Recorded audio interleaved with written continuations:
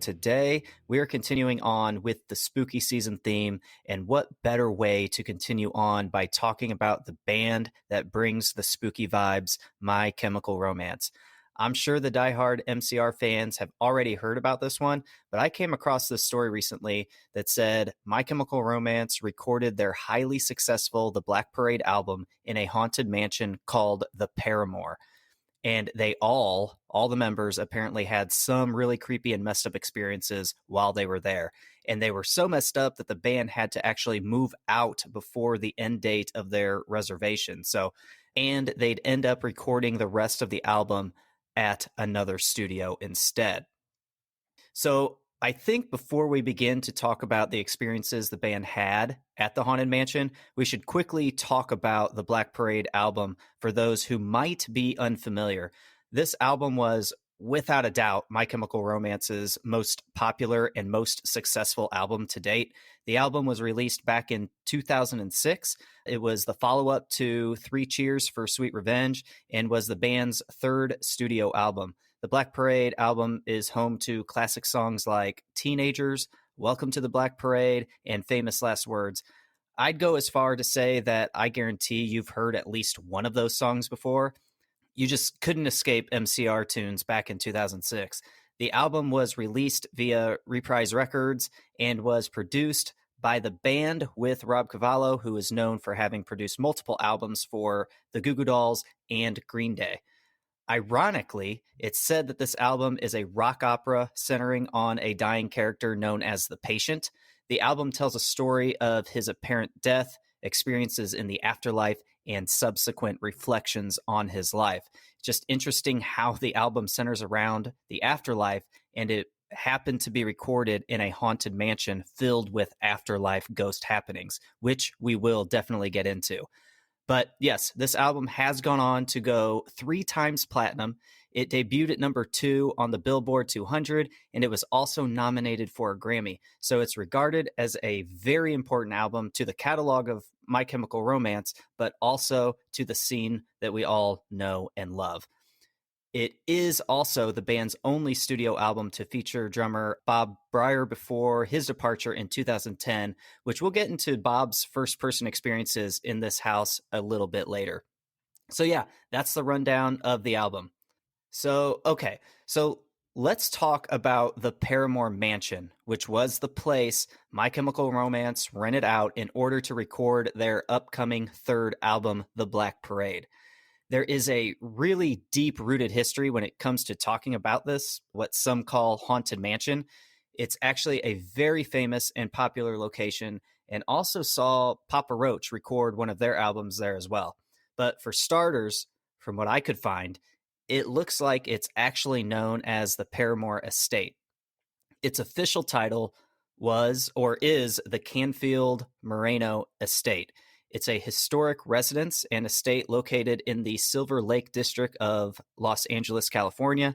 It's a 22,000 square foot mansion, and it was built in 1923. It was originally occupied by silent film star Antonio Moreno and his wife, an oil heiress, Daisy Canfield Moreno, who was the daughter of pioneer oilman Charles A. Canfield. This is, of course, how it received the Canfield Moreno Estate name. It was known for having lavish Sunday afternoon parties for members of high society and silent screen notables at the time, and would be known as the most beautiful home in Hollywood. So, how did the mansion itself become haunted? Well, I'm glad you asked. In 1933, Daisy, one of the occupants, died in a car accident after her chauffeur-driven car plunged off Mulholland Drive while en route home from a party. And it's believed that her husband buried her remains on the property of the estate and that her spirit has haunted the place ever since. So, since 1933, the 22-room estate has seen many incarnations. In 1950, it became a convent for Franciscan nuns, and in the 1970s, the Franciscan nuns ran a home for girls at the estate.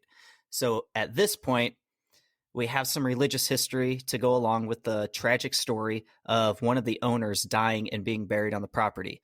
So already this is a recipe, if you will, for a haunted story, right? So in 1998, the property was sold and named the Paramour Estate. In 2021, it was listed for $40 million. I'm not sure if it's still for sale or not. Not sure I'd want to actually purchase this place if it's as haunted as it seems either. But the Paramour Estate would go on to become an even more prominent location in Hollywood, as there would be many films recorded there, including Scream 3. And to really start the story of My Chemical Romance members' experiences at this mansion while recording their album, and to sort of, build this story up, Songfax writes that Dana Hollister was the buyer of the property back in 1998, and she turned it into an event space. And as I mentioned previously, Papa Roach would go on to record an album at the estate a little bit later, back in 2006. So Songfax goes on to say, Hollister was open with Papa Roach when the Rockers decided to record there in 2006. She warned them of its haunted reputation, but the band credited the house's vibe for actually boosting their creative energy. Frontman of Papa Roach, Jacoby Shaddix, said, "We set up our equipment in the place, and there was a constant flow of creativity and ideas. I think it had a massive influence on our sound and writing and the whole attitude behind the record." That same year, in 2006, is when My Chemical Romance got their turn to record their album at the mansion. And like Papa Roach, the band said that the Paramour Estate did, in fact, contribute to the album's atmosphere, but mostly because the house nearly drove them mad, with frontman Gerard Way saying, "It felt like something was coming after us. Every time we turned a corner, it was staring at us. We just couldn't escape it." So, My Chemical Romance rents this place out in 2006. And according to an interview with Alt Press, because the Paramour Mansion was known to be haunted, the band thought this would actually set the perfect mood to produce the chilling record that would be The Black Parade. However, they soon weren't too sure about their initial judgment, and their excitement would turn to fear. So this would wind up being one of the darkest times in MCR history. Bassist Mikey Way was reportedly dealing with a major depressive disorder at this time, and being in the haunted mansion ended up not helping matters whatsoever. I found this post at unleashthebats.com that describes the story of MCR's days at the Paramour very well. It says this: "While for many bands, writing and recording in a haunted mansion would add a cool factor, for My Chemical Romance, that experience nearly killed them. The atmosphere was very intense and very edgy, and the band put a lot of pressure on themselves. While there, Mikey had a breakdown. He had been having problems with severe anxiety ever since the band's last tour, which eventually developed into full-blown depression. Mikey started to withdraw from things, limiting his world to playing shows and staying on the bus between concerts. Some of the biggest shows of his career passed straight by him. Mikey became angry at himself and started to doubt his musical ability and role in the band. By the time the band started work at the Paramour, Mikey was at an emotional low. He started to feel as though he only had two options. Unfortunately, those options were to leave the band or to leave the world altogether. So clearly, Mikey was not okay, and he was dealing with a ton at this time. And during this time, he started to drink and he started to take pills. His condition was only worsened by the fact that the Paramour had no phone reception, it had no TV, and it had no heating. And he ultimately just felt confined. And the recording schedule that My Chemical Romance made for themselves was really brutal, very taxing, and it started to just take a toll on him. Mikey was quoted with saying, "When we arrived in Los Angeles, we moved into an extremely haunted mansion called the Paramour. This house had a huge history of odd and mysterious things occurring inside. Some of us laughed it off. I, however, found this house super frightening. As luck would have it, I would wind up in the scariest, and later found from past residents, the most haunted room. To add to it, there was a single blue light bulb hanging from the ceiling that didn't provide much light, just an eerie glow. Dogs barking at thin air, doors slamming in front of people, which Frankie and Gerard saw, and bathtubs filling with water when no one was home, which happened to Bob Breyer, the band's drummer at the time.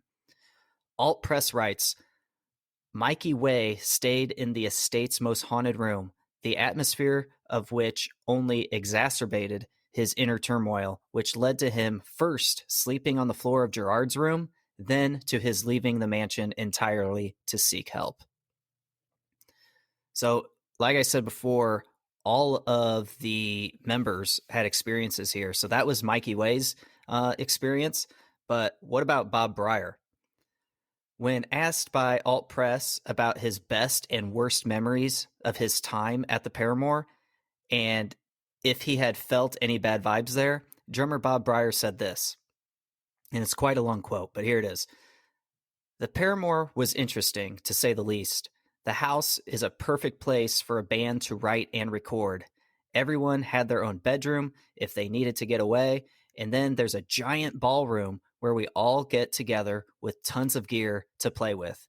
I believe it's very beneficial to be able to try something or record an idea as soon as it pops into your brain. I remember multiple times when I would have someone knocking on my bedroom door at 4 or 5 a.m., asking me to come out to the ballroom and play a beat behind this idea they just came up with while laying in bed. If we had to wait until the next day to try that new idea, we risked losing the specialness or the whole idea completely. Every morning, we would have family breakfast and talk about what we wanted to work on that day. On the other hand, the Paramour was fucking creepy. There are 4 bedrooms upstairs and 1 downstairs. I remember having 5 crumbled up pieces of paper lying in a pile on one of the beds on our very first night. Each paper had a number, 1 through 5. Each bedroom was also numbered 1 through 5. When I grabbed my paper and looked, I saw the number 1. I got the downstairs room. I accepted that it was going to be just the ghost and I every night in a different part of the house for a while. There are tons of stories about hauntings and general creepy things that have happened there. I can't remember which actor it was, but one of the actors from the TV show Friends was in the room that Frank Iero lived in months before we arrived. I've been told by many people he ran out of that room crying and screaming and never returned. Something was in that room. I remember walking into Ray Toro's room one day and seeing him visibly shaken with a toothbrush in his mouth. I asked him what was wrong, and he said he was 100% positive he saw a lady in a white dress walk down the hallway. A very strange thing for me was the clawfoot bathtub in my bathroom. I take showers. I don't mess with baths. I was also told not to use that bathtub because it didn't work anyway. There were at least 5 times where I went into the bathroom and there was water around the very edges of the tub. There was no possible explanation for it, so I just ignored it and moved on. One other fun story was when I had a friend come visit me. As soon as we pulled through the gates, she said, "I know this place." It took her a minute, but then realized it's where one of the Scream movies and one of the Halloween movies were filmed. We went and rented the movies and watched them in my creepy room. Watching a movie where a killer is walking through the room that we were currently sitting in was very weird. I'll never forget the scene in Halloween where Michael Myers goes over the railing and falls into a classroom. That classroom was the ballroom where we were writing. I can't recall any specific things that I experienced, but I was still creeped out daily. I don't know why, but they made the worst decision ever and put the washer and dryer in the basement down a creepy hallway, then through a small door. That was probably my most nervous time. I remember I would constantly be spinning to keep my eyes on everything. When I got close to the end of the hallway, I would just run for the stairs to get out of there. A bit of comfort for me were the dogs roaming the property. If you felt sketchy going somewhere, you could bribe one of the dogs to come with you with a little treat. I also had one little pup friend that liked to sleep on my bed, so I wasn't alone.